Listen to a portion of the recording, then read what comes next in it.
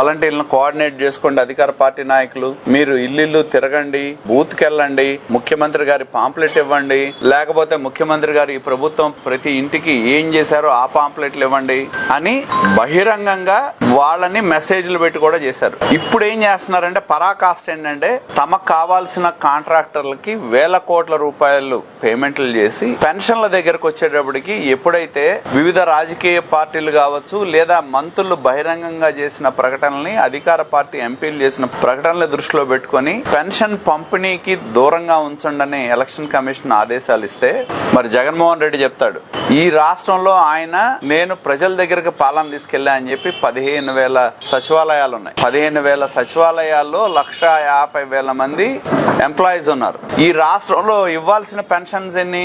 60 లక్షలు. అంటే 150,000 మంది సచివాలయ ఉద్యోగులు ఒక్కొక్క ఉద్యోగి 40 పెన్షన్లు పంచితే రోజుకి 60 లక్షల పెన్షన్లు ఇంటింటికి వెళ్ళి ఇవ్వచ్చు.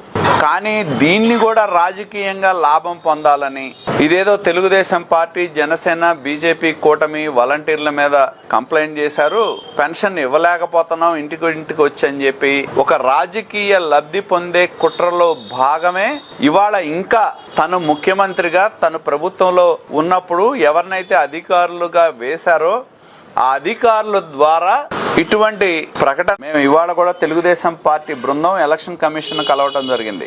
స్పష్టంగా మేము మొదటి నుండి డిమాండ్ చేసింది ఒకటే, వాలంటీర్లకి సమాంతరంగా మీకు సచివాలయ వ్యవస్థ ఉంది, 150,000 మంది ఉద్యోగులు ఉన్నారు, 60 లక్షల పెన్షన్లు ఉన్నాయి, ప్రతి మనిషి 40 పెన్షన్లు పంచచ్చు.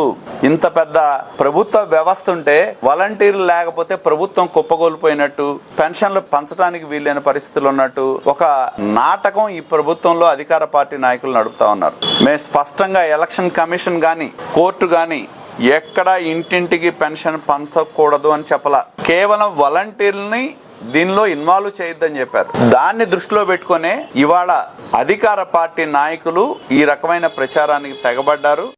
ఏ విధంగా తమ ప్రచారం కోసం వాడుకుంటా ఉంది వాలంటీర్లు అనేది గమనంలోకి తీసుకొని అధికార పార్టీ నాయకులకు సంబంధించిన స్టేట్మెంట్లన్నీ కూడా పరిశీలన చేసి, అలాగే రాజకీయ పార్టీగా అధికార పార్టీకి సంబంధించిన అభ్యర్థులు మన దగ్గర కావచ్చు, మన దగ్గర కూడా పెట్టాడు. పొన్నూరులో ఒక చోట పెట్టారు, చేబ్రోలో పరమ సత్యనారాయణ కళ్యాణ మండపంలో పెట్టారు, పెదకాకాన్ని మైత్రి కళ్యాణ మండపంలో పెట్టాడు. మళ్ళీ దానికి ఒక పెద్ద షెడ్యూల్, ఇదిగో ఈ సమయానికి ఇక్కడ వాలంటీర్ల మీటింగ్ జరుగుతుంది రావాలని చెప్పి షెడ్యూల్ పెట్టడం. ఇంత బహిరంగంగా అధికార పార్టీకి సంబంధించిన వాళ్ళు వాలంటీర్ని తమ జేబుల్లో ఉన్నట్టు తమ రాజకీయ పరంగా ప్రచారం కోసం, రాజకీయంగా ఓట్ల కోసం వినియోగించుకుంటున్నారు అనేది స్పష్టంగా తెలుసు. వాలంటీర్లు ఏవైతే ప్రతి మండలంలో గానీ ప్రతి పట్టణంలో కూడా వాలంటీర్ని సూపర్వైజ్ చేయడానికి ఒక వ్యక్తిని పెట్టారు. వీళ్ళు ఏం చేస్తున్నారు, రోజు మన దగ్గర అయితే ఆరిఫ్ అనే వ్యక్తి ఉన్నాడు మున్సిపాలిటీలో, అలాగే చేబ్రోలు మండలం వెళ్తే కృష్ణారెడ్డో శ్రీనివాసరెడ్డో ఉన్నాడు. ఇట్లా ఒక్కొక్క మండలంలో ఎమ్మెల్యేలుగా వాళ్ళ అధికార పార్టీకి సంబంధించిన సానుభూతి పరులని ఆ పోస్టులో నియమించుకొని వాలంటీర్లని సమన్వయం చేసే బాధ్యత గాని, ప్రభుత్వం తరపున అధికార పార్టీకి సంబంధించి వచ్చే మెసేజ్లు ఏది చంద్రబాబుని తిడతా, పవన్ కళ్యాణ్ ని తిడతా, లేకపోతే రాజకీయ పరంగా జగన్మోహన్ రెడ్డిని పొగుడుతా వచ్చే ఏవైతే ఉన్నాయో వాటిని సర్క్యులేట్ చేస్తూ అధికార పార్టీ ప్రచారానికి ఎన్నికల సందర్భంగా చేస్తున్నారనేది సుస్పష్టం.